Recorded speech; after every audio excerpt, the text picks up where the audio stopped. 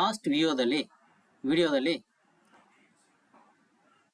Drilling GE81 cycle ಹೇಗೆ ಮಾಡೋದಂತ ನೋಡಿದೀವಿ. ಇವಾಗ ಪಾಕೆಟ್ ಕಾಂಟೂರ್ ಯಾವ ತರ ಯೂಸ್ ಮಾಡೋದಂತ ನೋಡೋಣ. Okay, 2.5D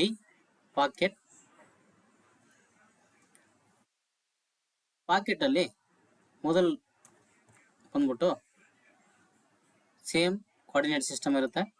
coordinate system select ಮಾಡ್ಕೋಬೇಕು. ನಿಮಗೆ ಇಲ್ಲಿ 4 ಆಪ್ಷನ್ ಇದೆ: base, protected chains, outside chains without future recognition. Okay, ನಾನು ಫ್ಯೂಚರ್ ರೆಕಗ್ನಿಷನ್ ಅಲ್ಲಿ ಸೆಲೆಕ್ಟ್ ಮಾಡಿಕೊಂಡು ಈಗ ಪಾಕೆಟ್ ಹೇಗೆ ಮಾಡೋದಂತ ಹೇಳ್ಕೊಡ್ತೀನಿ.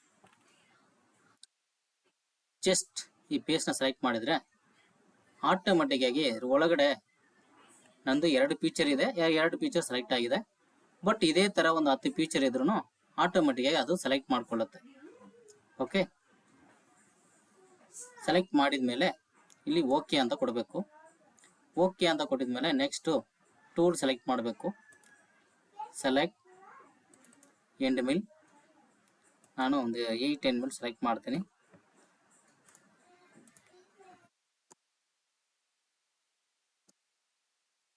ರಫ್ ಅಂತ ಹಾಕ್ತೀನಿ.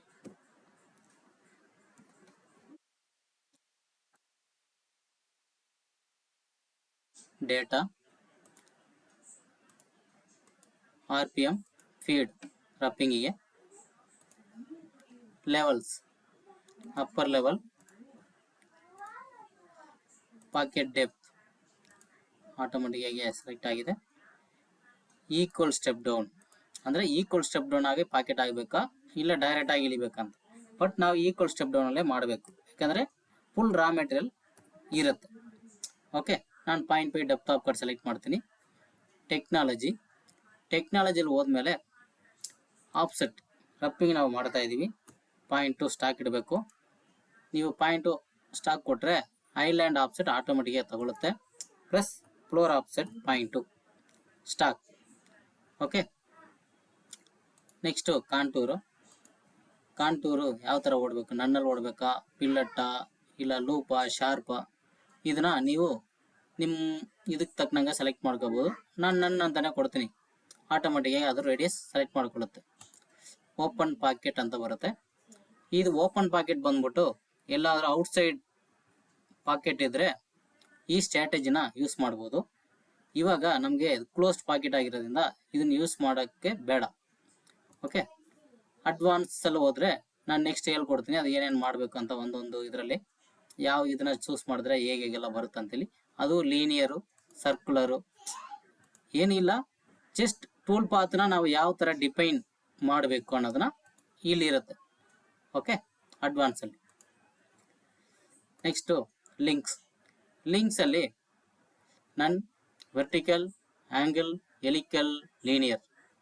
ನನ್ ಮೀನ್ಸ್ ಏನಿಲ್ಲ, ವರ್ಟಿಕಲ್ ಮೀನ್ಸ್ ಡೈರೆಕ್ಟ್ ಆಗಿ ಇಳಿಯುತ್ತೆ 0.5 ಡೆಪ್ತಕ್ಕೆ. ಆಂಗಲ್ ಕೊಟ್ರೆ ಆಂಗಲ್ ಆಗಿ 0.5 ಇಳಿಯುತ್ತೆ. ಹೆಲಿಕಲ್ ಅಂತಂದ್ರೆ 0.5 ಹೆಲಿಕಲ್ ಇಳಿದ್ಬಿಟ್ಟು ಆಮೇಲೆ ಪಾಕೆಟ್ ಶುರು ಆಗುತ್ತೆ. ಲೀನಿಯರ್ ಅಂತಂದ್ರೂ ಡೈರೆಕ್ಟ್ ಆಗಿ ಇಳಿಯುತ್ತೆ. ಓಕೆ, ನಾನೇನು ಮಾಡ್ತೀನಿ, ಹೆಲಿಕಲ್ ಸೆಲೆಕ್ಟ್ ಮಾಡ್ತೀನಿ. ಸೇಮ್ ಡಿಫಾಲ್ಟ್ ಏನಿದೆಯೋ ಆ ಆಂಗಲ್ ರೇಡಿಯಸ್ ಕೊಡ್ತೀನಿ. ಕೊಟ್ಬಿಟ್ಟು ಕ್ಯಾಲ್ಕುಲೇಟ್ ಮಾಡ್ತೀನಿ. ಕ್ಯಾಲ್ಕುಲೇಟ್ ಮಾಡಿದ್ರೆ ನಮಗೆ ಈ ತರ ಪಾಕೆಟ್ ರನ್ ಆಗುತ್ತೆ. ಸಿಮ್ಯುಲೇಷನ್ ಅಲ್ಲಿ ನೀವು ಮಾಡಿ ನೋಡಿದ್ರೆ